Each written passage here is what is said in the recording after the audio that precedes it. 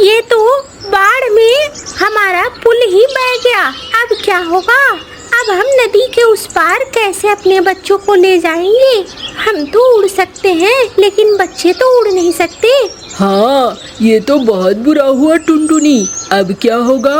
अरे रानू भैया, चलो चलते हैं अपने जमींदार के पास, अपने राजा जी के पास। उनके पास समस्या को रखेंगे। और क्या, हर बार हर साल वो हमसे ढेर सारा अनाज लेते हैं। आखिर उन अनाजों का करेंगे क्या?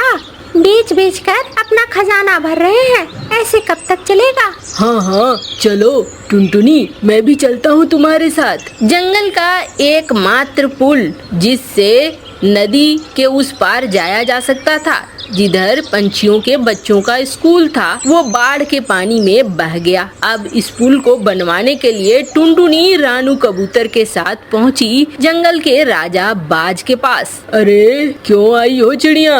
टुनटुनी नाम है ना तुम्हारा? हाँ महाराज, हमारी नदी का पुल बह गया है। तो क्या हो गया?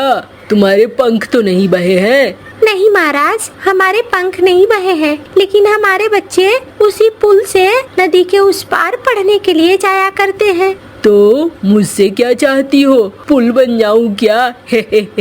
या फिर तेरे बच्चे को इस पार से उस पार करूं? ये बताओ, ये पंछी भी कैसी कैसी समस्याएं लेकर आते हैं। नहीं महाराज, आप इस जंगल के राजा हैं, हम पंछियों के राजा हैं। आप हमारी समस्या का समाधान नहीं करेंगे तो कौन करेगा?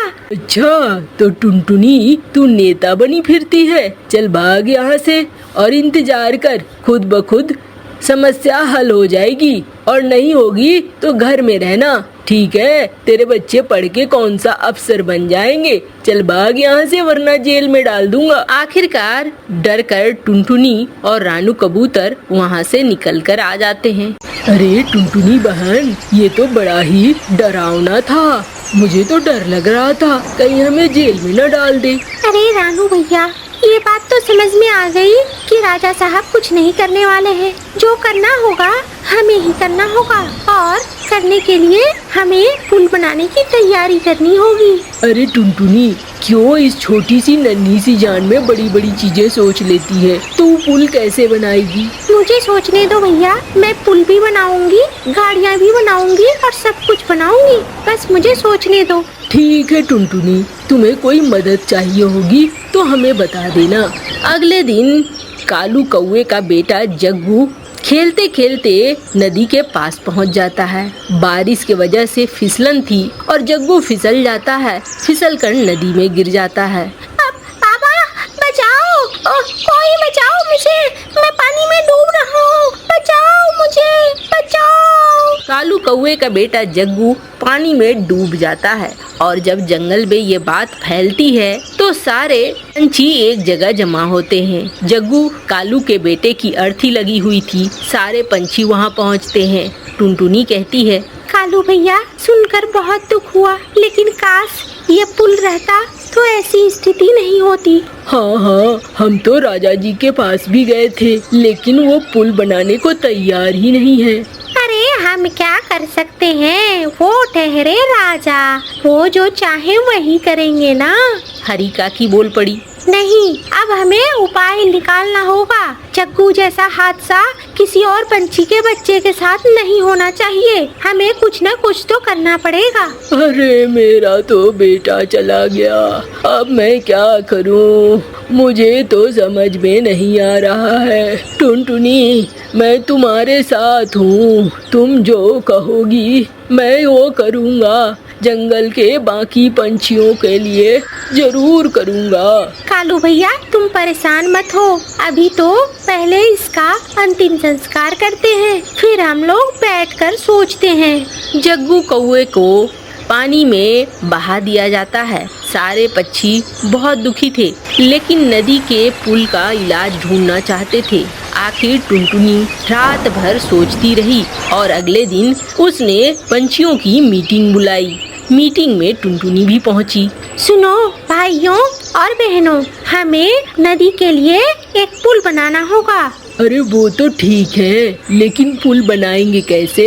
हमें जगह जगह से बांस लाने होंगे और उस बांस से हमारा पुल तैयार होगा। मैं बताऊंगी कैसे पुल तैयार होगा। आप लोग बस सारे जितने हो जमा हो जाना और मुझे आप सबकी मदद की जरूरत होगी।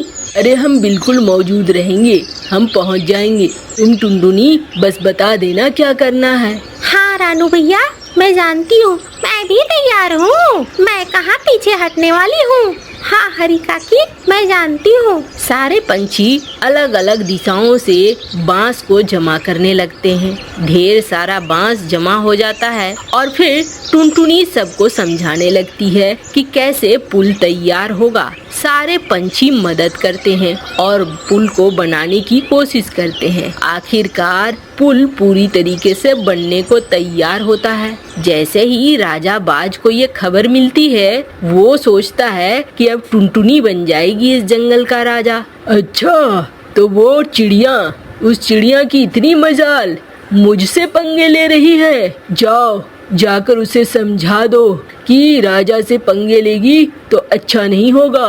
राजा ने अपने सिपाही को भेजा और सिपाही उल्लू पहुंचा। अरे टुनटुनी, क्यों पंगे ले रही है राजा महाराजा से? और वो तुझे नोच के खा जाएंगे तो क्या होगा पता है तुझे? उन्होंने कहा पुल नहीं बनेगा तो नहीं बनेगा। तू ये सारे काम धंधे बंद कर दे। तुम अपने राजा से कहना टुनटुनी बहुत डर गई है, लेकिन टुनटुनी काम बंद नहीं करेगी क्योंकि टुनटुनी अकेली नहीं है, जंगल के बाकी पक्षी भी उसके साथ हैं। हाँ हाँ, हम साथ हैं, हम राजा से बगावत कर देंगे। हाँ हाँ, मैं भी बगावत कर दूंगी। हाँ, मैं भी बगावत कर दूंगा। मेरा बेटा चला गया इस पुल के चक्कर में।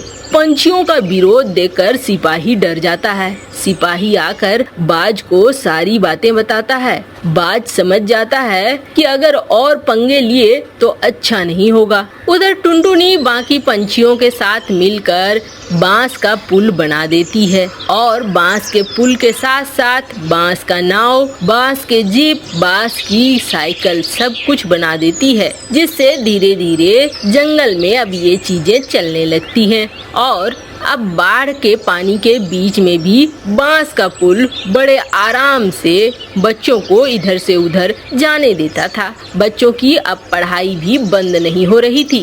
जंगल के पंछी सारे बहुत खुश थे। अब अगला अगर कोई भी विचार करना होता था तो सारे पंछी टुनटुनी के पास ही अपनी समस्या लेकर पहुंचते थे। ये देखकर बाज राजा बहुत दुखी रहने लगा और उसने सोचा अब इस जंगल को छोड़ ही देना चाहिए। बाज ने उस जंगल को छोड़ दिया ताकि उसे और अपमान न झेलना पड़े।